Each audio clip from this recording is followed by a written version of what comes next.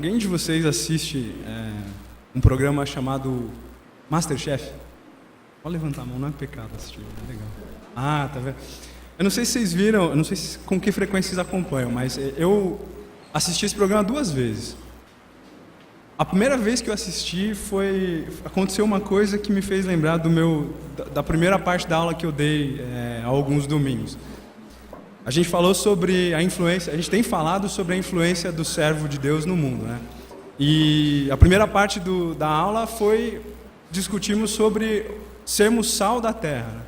Aí eu não sei se vocês viram, mas uma das candidatas lá do MasterChef, ela estava numa espécie de repescagem, eu acho. E o desafio era usar uns ingredientes lá. Eu sei que ela se propôs a fazer daquele... Não é cupcake o nome, petit gâteau, isso. Que é aquele bolinho que dentro é líquido, né? Você parte o bolinho, escorre aquela coisa maravilhosa, se mistura com sorvete e aí tá feito o estrago, né?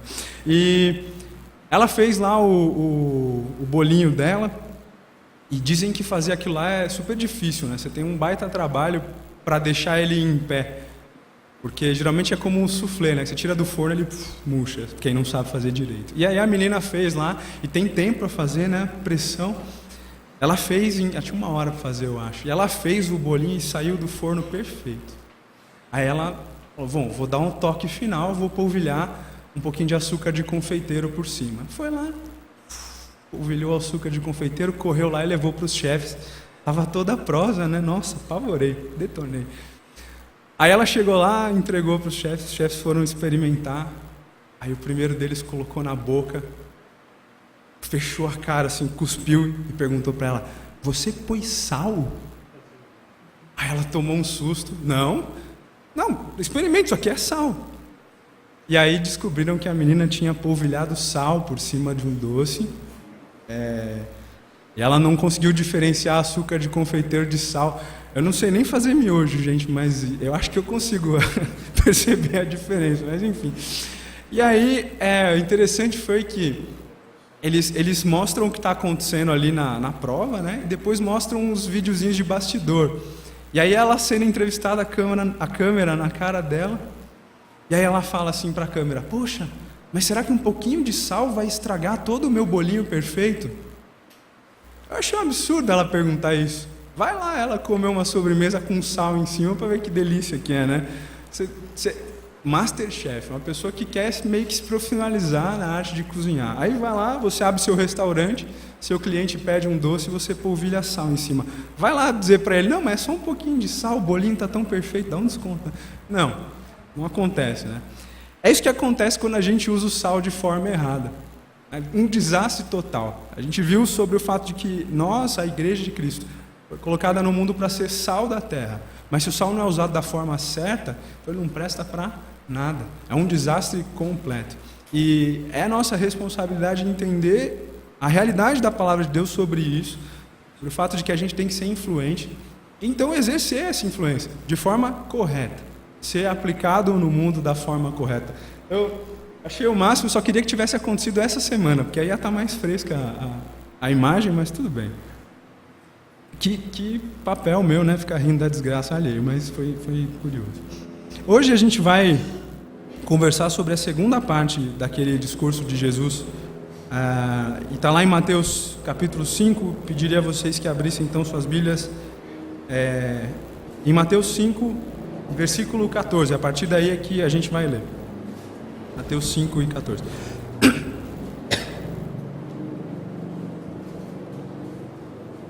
Então, nosso trecho diz assim: vocês são a luz do mundo.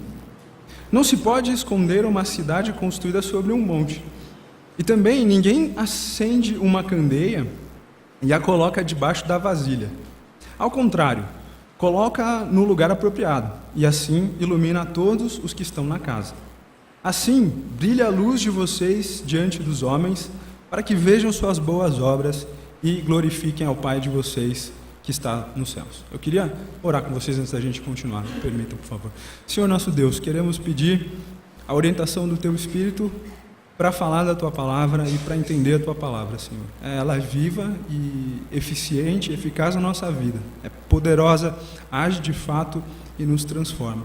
Então, Senhor, que o Senhor nos ajude a humildemente acolher Tua palavra, humildemente se curvar diante dela e reconhecer o senhorio de Cristo e o senhorio dessa palavra verdadeira sobre a nossa vida, para que então a gente perceba a urgência, Senhor, de sermos uma igreja agradável ao Senhor e que testemunha de Cristo e que é luz e sal nesse mundo. Ajuda-nos a entender a luz que vem do Senhor, que foi manifesta em Cristo e que brilha também em nós, para que a gente possa então brilhar da forma como o Senhor se agrada e exercer nosso papel aqui nesse mundo. É o que nós te pedimos a ajuda do Teu Espírito, ó Pai. Em nome do Senhor Jesus. Amém. Muito bem.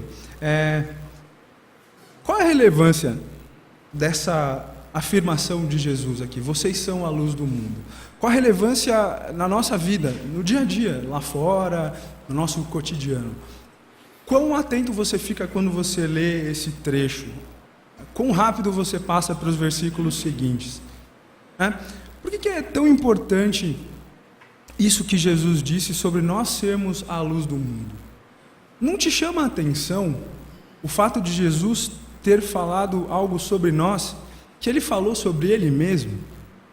Porque se você ler lá em João, capítulo 8, versículo 12, o que é que está escrito? Jesus fala, eu sou a luz do mundo. Eu sou a luz do mundo.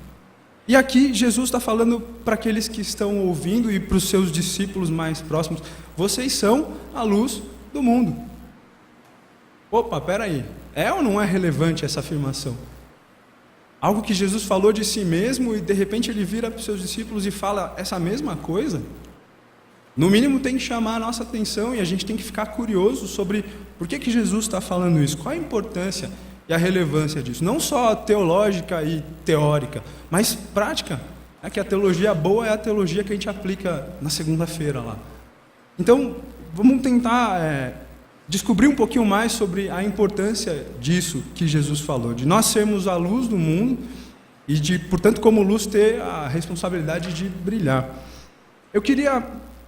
Como é que a gente pode investigar isso? Eu queria rastrear isso até a origem, e voltar um pouco e começar a considerar algumas coisas naquele que é a origem de todas as coisas, que é Deus. De Deus partem todas as coisas, Ele é o absoluto.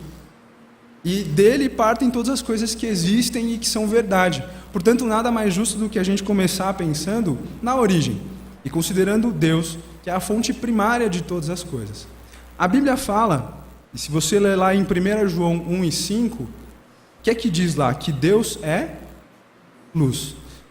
Leia lá. Alguém, por favor, pode me ajudar? Leia lá 1 João 1 e 5.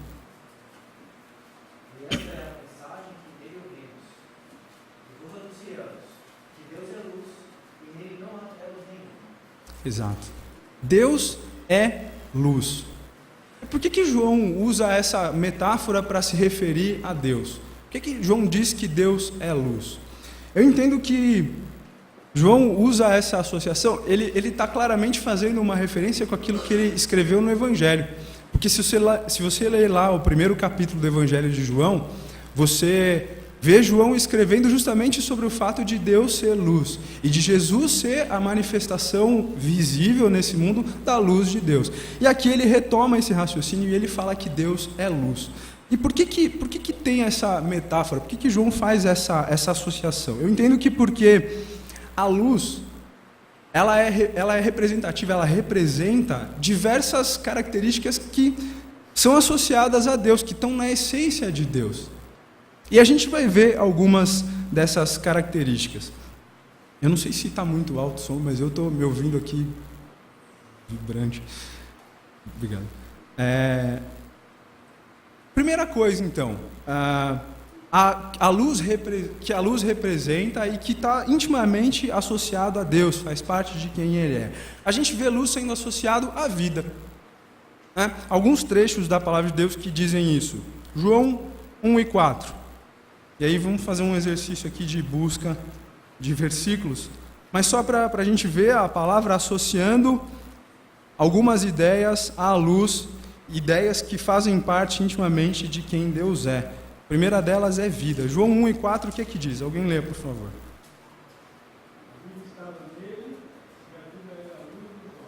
A vida estava nele, em Cristo. E a vida era a luz dos homens. Vida associada à luz. João 8:12, a gente já disse, né? Jesus diz: eu sou a luz do mundo, quem me segue não andará nas trevas. Pelo contrário, terá a luz da vida. Luz associada à vida. E não precisa abrir, eu tenho aqui já escrito, mas Salmo 36:9, o salmista diz para Deus: em ti está a fonte de vida. Graças à tua luz, vemos luz. Então, vida intimamente associada à luz. Portanto, quando João diz que Deus é a luz, ele está querendo dizer para nós que Deus, associando essas duas coisas, Deus é vida, Deus é fonte de vida. Ora, um ambiente sem luz, muitas vezes é descrito como um ambiente sem vida, certo? Eu sou uma pessoa que gosta de ambientes escuros. Não totalmente escuros, mas sem muita claridade. Por exemplo, quando eu estou na sala, eu fecho a cortina.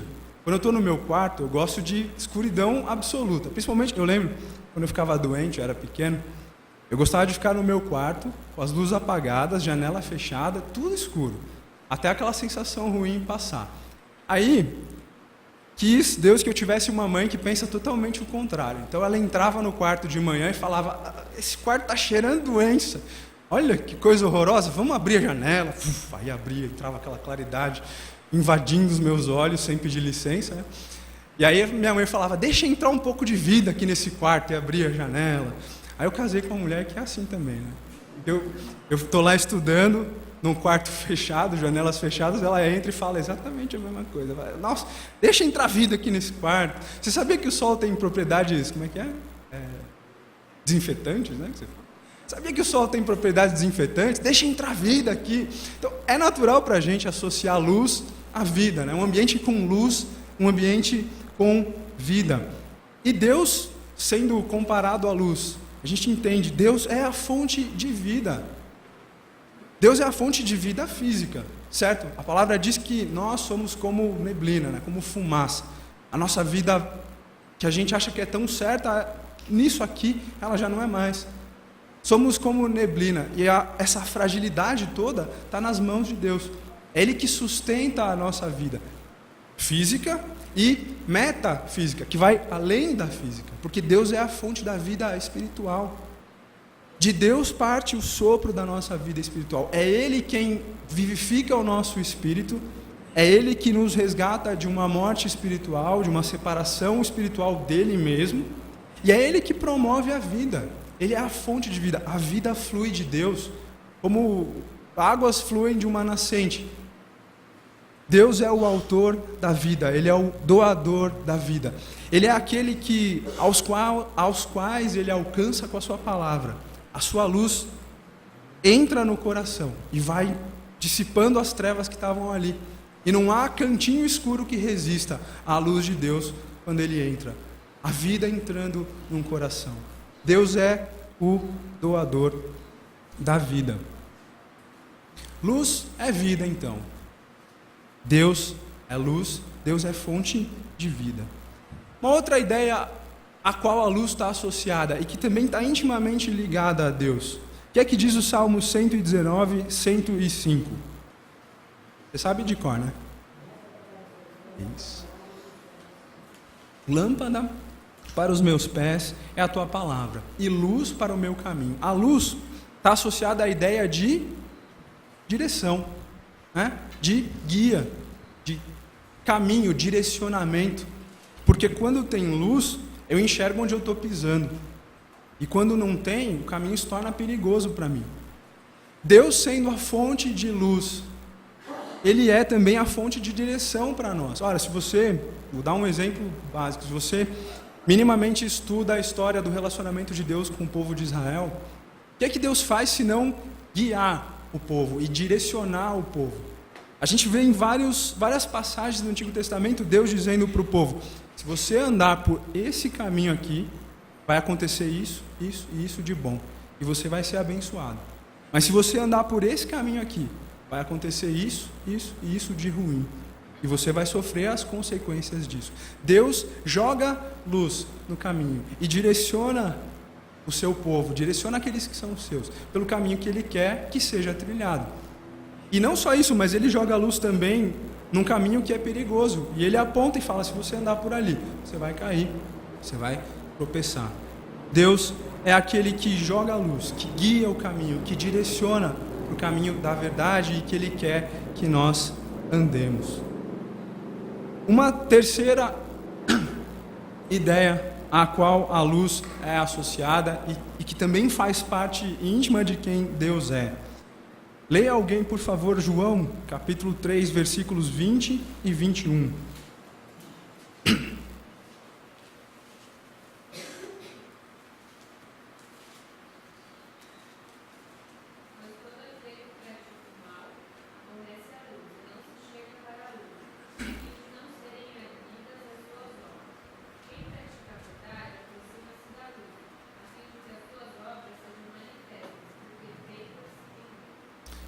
Versículo 21 diz: mas quem pratica a verdade vem para a luz. A luz também é intimamente associada à verdade, porque quando você está num ambiente de penumbra, você pode facilmente tomar um objeto por outro, principalmente quem não enxerga tão bem. É fácil confundir as coisas. E você podia apostar que era algo e era uma coisa bem diferente. Mas a luz ilumina, claro, a luz ilumina é ótimo, né? Mas a luz, ela torna claro. E ela revela, e ela aponta o que é verdade. E Deus é também a fonte de toda a verdade. Verdade é um conceito difícil, né? Eu estou especialista em conceitos abstratos ultimamente. Verdade é um conceito difícil de entender. Aí eu fui buscar algumas definições. Teve uma de um homem chamado Platão, vocês já ouviram falar dele? Ele tinha umas ideias meio tortas, mas essa definição de verdade dele é bem bacana. Ele diz o seguinte, verdade é o discurso que diz como as coisas são. Portanto, mentira é o discurso que diz como as coisas não são, né? Verdade é eu dizer que isso é um copo de plástico com água. Mentira é eu dizer que isso é um vaso de barro com terra, certo? Discurso verdadeiro é aquele que diz como as coisas são. Então, verdade é aquilo que é. Mentira é aquilo que não é. A verdade, assim como a vida e assim como a direção, o direcionamento, nasce em Deus também. De Deus parte toda a verdade, porque Deus é absoluto. Ele é a origem de todas as coisas e tudo aquilo que vem dele é.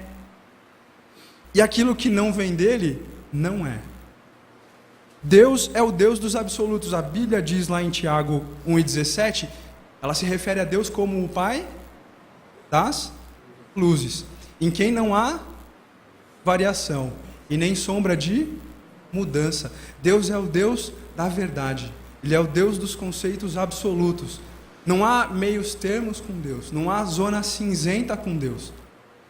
Aquilo que Deus considera bom é iluminado. Está na luz. Dá para ver bem claro. Aquilo que Deus não considera bom, por oposição você consegue distinguir. E Ele deixa bem claro aquilo que Ele não considera bom. Na luz as obras aparecem e são manifestas. E você consegue distinguir bem claro se elas são boas ou se elas são ruins, porque a luz da verdade de Deus ilumina e demonstra. Então, Deus é luz. João diz, Deus é luz. Em sua essência, nós vimos então que Ele é vida, que Ele dá a direção, Ele indica o caminho, e que Ele é a verdade. Ele é a fonte de tudo que é verdadeiro. Caminho, verdade e vida. É o que nós vimos associado a Deus. Essas três coisas também estão associadas ao Filho de Deus. A revelação de Deus aos homens, a Jesus, o Deus manifesto. Não é? Não é assim que ele se refere a si mesmo lá em João 14,6? Jesus diz o quê? Eu sou o e a vida. Ninguém vem ao Pai a não ser por mim. E não poderia ser diferente, né? Jesus sendo Deus e estando intimamente associado a Deus, claro que ele ia manifestar aquilo que Deus manifesta. Portanto, ele é vida, fonte de vida, ele é direcionamento e é verdade. A gente já está chegando onde eu queria chegar. Eu queria muito ter mais tempo para falar sobre isso, mas enfim. Jesus, totalmente identificado com o Pai, manifesta vida e é fonte de vida. João 1:4, que a gente já leu. Alguém poderia ler novamente esse versículo? João 1:4.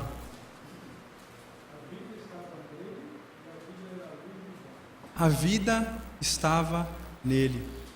Deus é o autor da vida. E essa vida é doada a nós, ela é estendida a nós por meio da obra de Cristo. A vida estava nele, é o que João diz, desde lá o princípio. E a vida é doada a nós por meio de Cristo e pela obra de Cristo. Ele é fonte de vida. E quando a gente decide segui-lo, quando a gente entende a necessidade de seguir Jesus, nós recebemos essa vida. Jesus diz lá em João 10:10, eu vim para que tenham vida, e vida em abundância. Jesus veio para dar a sua vida, para que nós não tivéssemos que perder a nossa. E dele nós recebemos vida, e vida em abundância, vida eterna, vida plena, vida com significado. Portanto, aquele que anda com Jesus entende o que é ter vida. E ele é perfeitamente capaz de testemunhar a respeito da vida e do que é de fato estar vivo, que é bem diferente do conceito de simplesmente respirar e se reproduzir.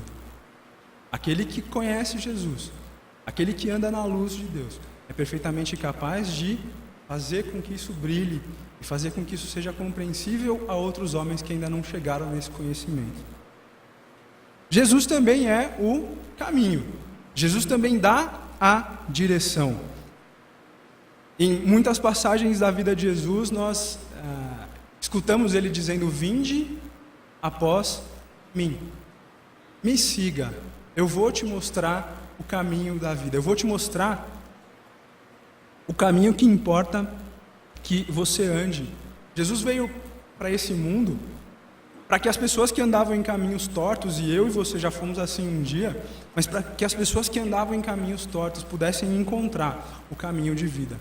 Ele brilhou a luz de Deus aqui nesse mundo e ele mostrou: andem pelo caminho, eu sou o caminho, e aí vocês vão achar a vida. Então, Jesus é luz, e a luz de Cristo brilhando aponta para nós o caminho da salvação, o caminho da vida. E Jesus também é a verdade, né? O que diz lá em João 1:14? Alguém me ajuda? João 1:14.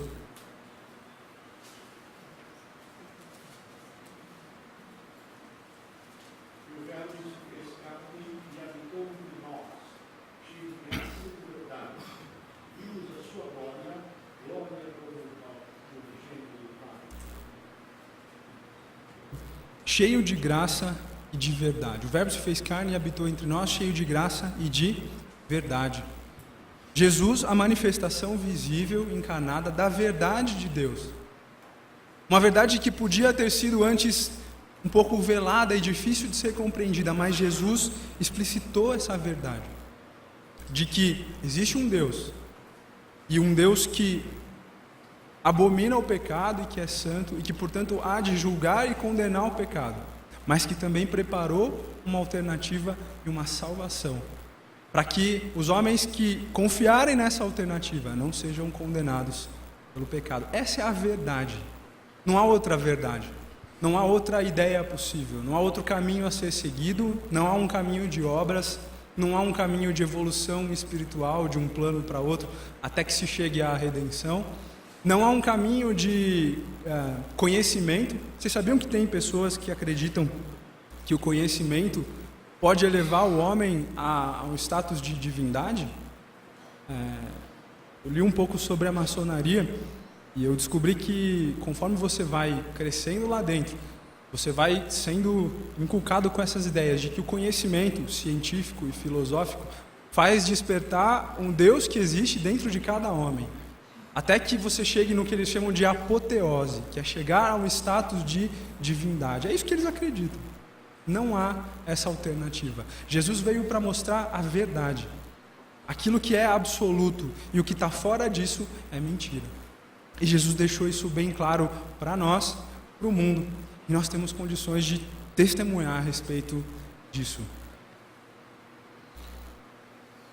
É curioso notar o que Jesus diz lá em João, capítulo 9, versículo 5. Alguém leia, por favor.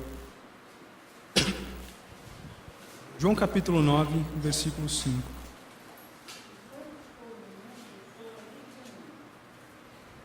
Enquanto estou no mundo, sou a luz do mundo. Isso me lembra muito o discurso que Jesus faz lá nos capítulos 16, 17 de João, quando ele fala sobre a vinda do Espírito Santo. Porque lá naquela passagem Jesus diz: enquanto eu estou aqui com vocês, eu ensino vocês e consolo vocês. Mas é importante que eu vá, porque quando eu for, eu vou enviar outro Consolador.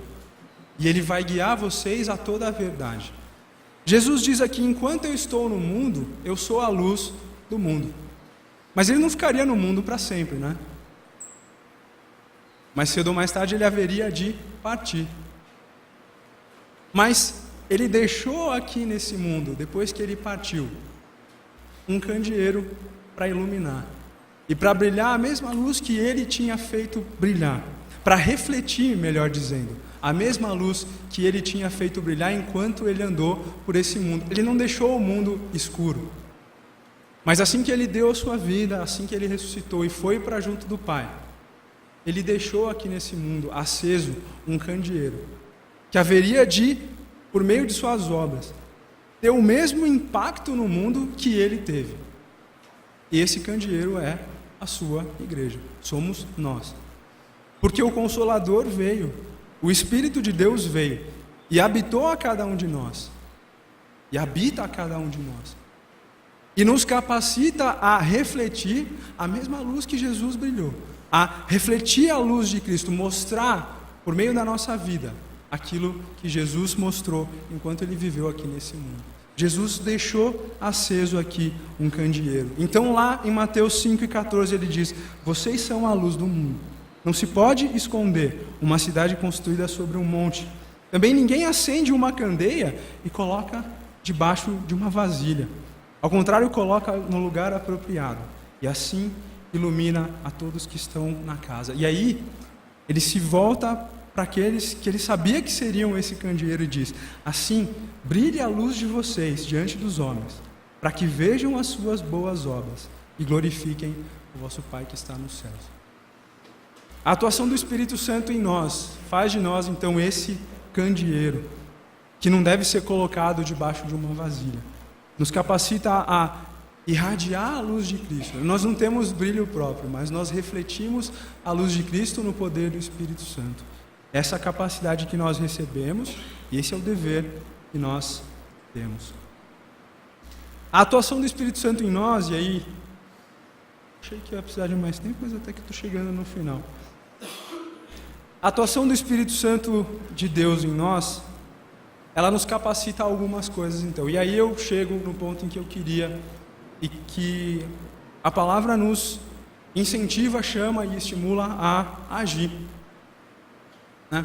Porque Deus é luz e manifesta a verdade, manifesta a vida e direção.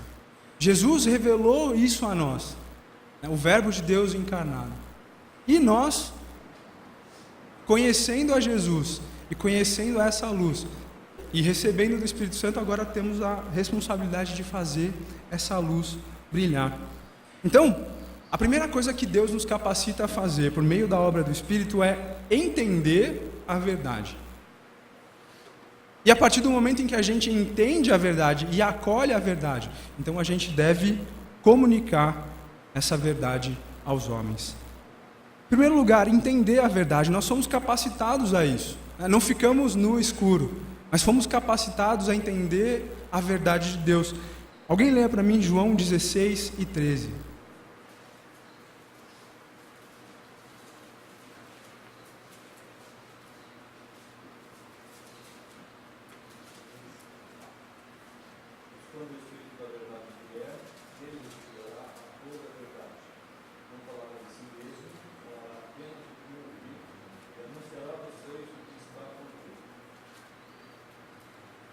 O Espírito da verdade nos guia a toda a verdade.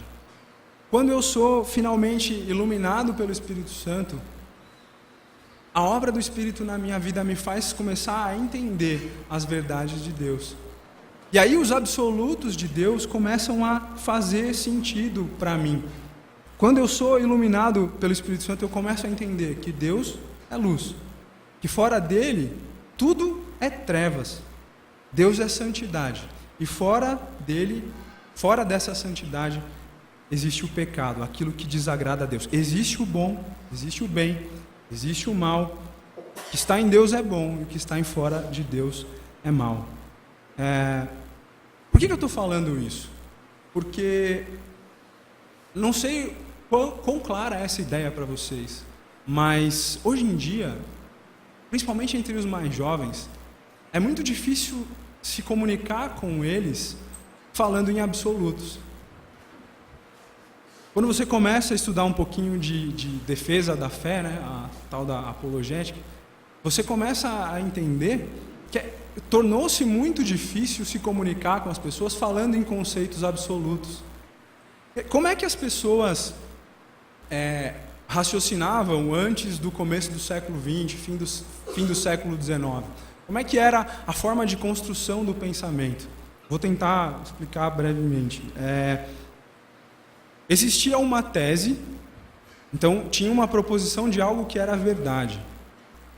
E o que era diferente dessa tese era mentira, era antítese, bem e mal. Por exemplo, estar casado e ser fiel à minha esposa é bom. Portanto, ser infiel à minha esposa é mal. E isso era amplamente aceito. Era natural para as pessoas pensar nesses termos de tese e antítese. Uma coisa é boa, outra coisa, que não é essa primeira coisa, é ruim. E todo mundo aceitava isso e estava tudo bem.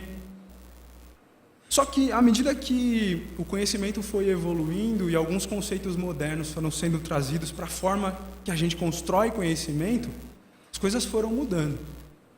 E se você estuda um pouco de filosofia hoje, como é que o conhecimento é formado? Isso é muito comum nas universidades, nos cursos de ciências humanas. Como é que o conhecimento é formado? Você tem uma tese, você fala que algo é verdade, e aí vem uma segunda pessoa e discorda de você e apresenta uma antítese.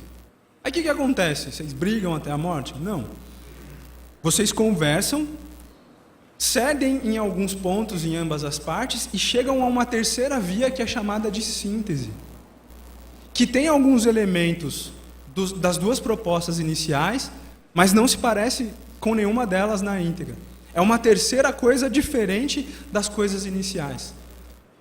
Qual o problema disso? O problema disso é que criou-se na nossa cultura e no nosso mundo uma apologia do relativismo, né?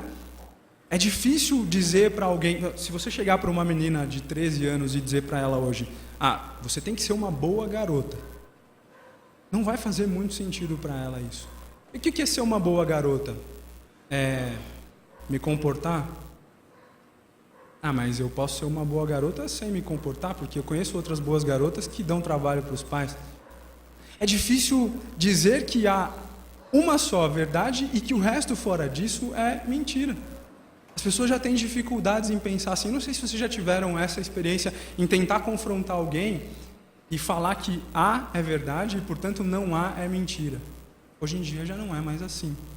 Eu dei o exemplo do casamento. Hoje em dia, se você foi infiel à sua esposa, que você não estava feliz. Mas não tem problema, porque isso acontece e talvez seja simplesmente a questão de você desfazer o seu casamento e tentar encontrar outra pessoa. E se o casamento heterossexual antes era a verdade do bom, a verdade do que deveria ser seguido, hoje em dia o relativismo destruiu esse conceito. Porque o que interessa é que você encontre uma pessoa que te quer bem. Não importa se ela seja do mesmo sexo que você ou que seja do sexo oposto. Né? Tinha a tese, vieram com uma antítese. Por que não homem com homem? E criou-se a síntese. O casamento hoje é livre. Faz o que você quiser, casa com quem você quiser, desde que você seja feliz. Por isso eu quis destacar tanto a importância do fato de que nós conhecemos a Deus, que é a fonte da verdade. Nós conhecemos a Cristo, que foi quem manifestou a verdade e tornou-a clara e totalmente compreensível.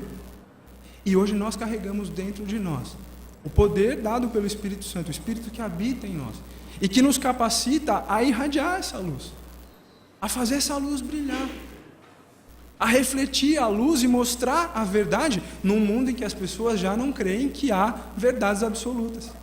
Pensa no trabalhão que a igreja tem e no desafio que a gente tem hoje em dia para falar sobre isso com as pessoas. E como é que nós vamos nos portar? Qual vai ser a nossa reação? Como é que você vai tocar o coração de uma pessoa que já não liga para o fato de que, para conceitos absolutos? Como é que a gente vai fazer isso? O primeiro passo, se a gente não tem uma estratégia clara na mente, o primeiro passo é estar intimamente ligado à fonte da verdade. Porque se a gente não tiver, a gente se perde no argumento, a gente se perde no raciocínio, e as pessoas lá fora têm condições de dar uma volta tremenda em nós. E aí você sai da discussão. Ligados à verdade, intimamente conectados a essa fonte de luz, para que a gente tenha condições de brilhar essa verdade. Somos portadores disso. E aí, para terminar, queria ler um trecho com vocês, Lucas capítulo 8, versículos, deixa eu achar aqui, Lucas capítulo 8, eu vou ler o versículo 11, o versículo 15, e aí do 16 até o 18. 11, 15 e 16 a 18. Então Jesus estava falando sobre a parábola do semeador, e ele diz o seguinte: esse é o significado da parábola. A semente é a palavra de Deus. Versículo 15, mas as que caíram em boa terra são os que com coração bom e generoso ouvem a palavra, a retêm e dão fruto com perseverança. Ninguém acende uma candeia e a esconde num jarro ou a coloca debaixo da cama. Ao contrário, coloca-a num lugar apropriado, de modo que os que entram possam ver a luz. Porque não há nada oculto que não venha a ser revelado, e nada escondido que não venha a ser conhecido e trazido à luz. Portanto, considerem atentamente como vocês estão ouvindo. A quem tiver, mais lhe será dado. De quem não tiver, até o que pensa que tem, lhe será tirado. Jesus fala da parábola do semeador, e ele diz que a semente que foi jogada no solo é a palavra de Deus. E aí ele fala sobre um solo que recebeu a semente, e no qual a semente germinou e cresceu e deu fruto. Eu posso dizer que esse é o meu coração hoje, graças a Deus, pela misericórdia dele. E vocês podem dizer isso também. O coração de nós, como Igreja de Cristo, é o coração que recebeu bem essa semente. E quando a semente, que é a palavra de Deus, e a palavra de Deus é a verdade, e aponta para a luz. Quando a semente da palavra de Deus caiu no nosso coração, foi plantada aqui e germinou, ela começou a fazer brilhar uma luz. O nosso coração acolheu bem a verdade da palavra. E à medida que essa semente foi crescendo, nós fomos ganhando condição de refletir a luz, de refletir a verdade. E à medida que nós crescemos nesse conhecimento da verdade, e a luz vai brilhando com mais intensidade, então Jesus faz esse alerta aqui. A candeia que foi acesa, o coração que recebeu bem a semente, e no qual a semente germinou e cresceu, ela não pode ser escondida debaixo de um jarro, e não pode ser colocada debaixo da cama. Ela precisa ser colocada num lugar apropriado, e ela precisa se tornar cada vez mais forte, e irradiar cada vez mais, e brilhar cada vez mais essa verdade. Porque à medida que isso acontece, e à medida que eu vou deixando a minha luz brilhar, a luz de Cristo em mim brilhar, essa intensidade vai aumentando. E Jesus diz: a quem tiver, mais lhe será dado. A quem tiver o conhecimento da verdade, e a quem se apegar a essa verdade, cada dia mais vai ter conhecimento dessa verdade, mais profundo, mais firme. E a luz de Cristo, através dessa pessoa, vai brilhar com mais consistência. Mas aquele que, ainda que entenda essa verdade e a acolha, não dá ouvidos à palavra de Cristo e não permite que a luz vá aumentando e não brilha da forma adequada, no lugar apropriado, no lugar alto, no lugar onde a luz pode ser vista, então essa pessoa vai atrofiando. E Jesus diz que aquele que até o que pensa que tem lhe será tirado. A gente viu na última aula a respeito do sal e do fato de que se o sal não for usado da forma correta, ele não serve para nada, a não ser para ser lançado fora. E nós conversamos sobre como, se eu não me deixo ser usado como sal da forma correta, eu passo a simplesmente não ter utilidade. E a gente conversou sobre como o nosso desejo tem que ser sermos úteis e sermos usados. Que a obra que Deus pretende fazer nesse mundo seja feita por mim. Que a luz que precisa brilhar nesse mundo seja brilhada por meu intermédio.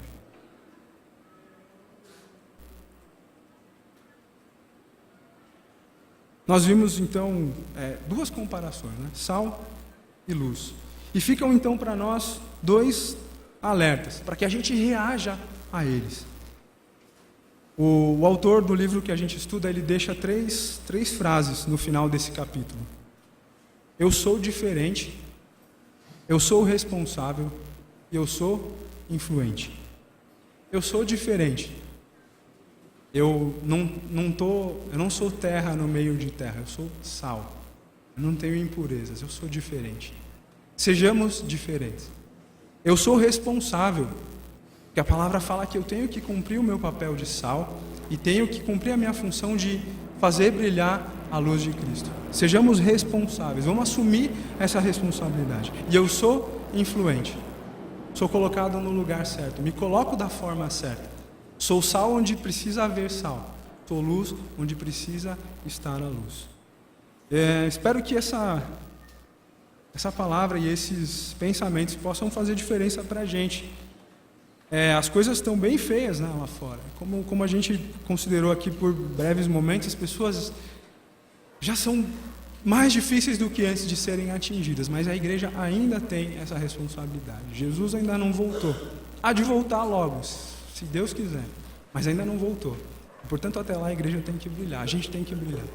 Que esses trechos da palavra, acima de qualquer outra coisa, nos ensinem e desafiem a cumprir com essa missão, com esse papel. Eu sei que é difícil, mas nós contamos, em primeiro lugar, com a ajuda de Deus e com a iluminação do Espírito Santo para fazer isso. E também contamos com uns aos outros, né?